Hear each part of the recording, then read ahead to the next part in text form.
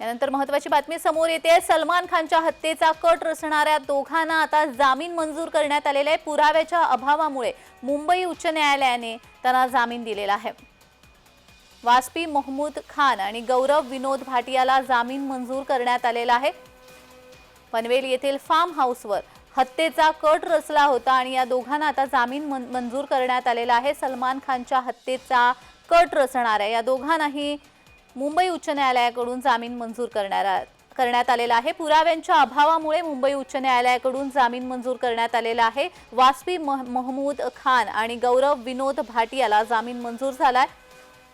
पनवेल येथील फार्म हाऊसवरती हत्येचा कट रचण्यात आला होता, मात्र त्यांच्या विरोधात कोणतेही पुरावे मिळाले नसल्यामुळे त्यांना आता जामीन मंजूर करण्यात आलेला आहे। सलमान खानच्या हत्येचा कट या दोघांकडून रचण्यात आला होता, मात्र मुंबई उच्च न्यायालयाला कोणतेही पुरावे मिळालेले नाहीयेत आणि त्याचमुळे त्या दोघांचाही जामीन मंजूर करण्यात आलेला आहे। वास्पी महमूद खान आणि गौरव विनोद भाटिया असं या दोघांचं नाव आहे। सलमान खानच्या हत्येचा कट यांनी रचला होता। पनवेल येथे फार्म हाऊसवरून त्यांना अटक करण्यात आली होती। सलमान खानच्या हत्येचा कट रचणाऱ्या या दोघांनाही आता जामीन मंजूर करण्यात आलेला आहे। पुराव्यांच्या अभावामुळेच मुंबई उच्च न्यायालयाने जामीन मंजूर केलेला आहे। वास्पी महमूद खान आणि गौरव विनोद भाटिया अशी या दोघांची नावं आहेत। यांनी पनवेलच्या फार्म हाऊसवरती हत्येचा कट रचला होता। या संदर्भात अधिक माहिती देण्यासाठी आमचे प्रतिनिधी अनिल सावरे आपल्यासोबत जोडले गेलेले आहे। अनिल, या दोघांनाही आता जामीन मंजूर झालेला आहे। कोणतेही पुरावे त्यांच्या विरोधात मिळालेले नाहीयेत, मात्र जर अगोदर म्हटलं जात होतं की या दोघांनीच हा हत्येचा कट रचला, तर त्यांच्या विरोधात पुरावे मिळवण्यास मुंबई पोलीस कमी पडले का अनिल?